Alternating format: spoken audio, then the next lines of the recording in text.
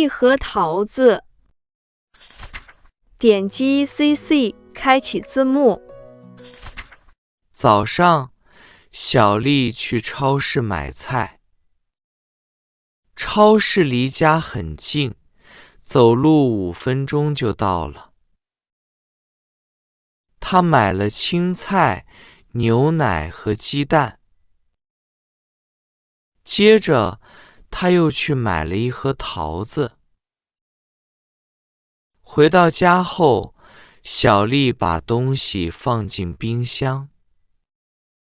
桃子又大又红，看起来很好吃。她拿出一个桃子，发现下面烂了。她又看了看另外几个，还有2个也烂了。桃子这么贵，我一口都没吃呢。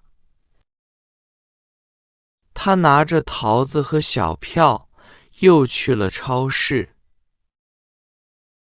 她找到工作人员。你好，我刚才在这里买了一盒桃子。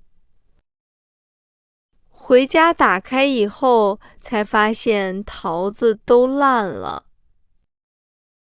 工作人员看了看桃子，又看了看小票，说：非常抱歉，您可以换一盒新的，也可以退钱。小丽很想吃桃子，但是又怕新的桃子也是烂的。最后，她还是决定退钱。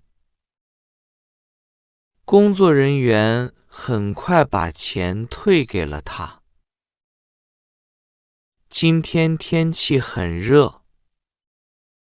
回到家时，小丽已经满头大汗，衣服也湿了。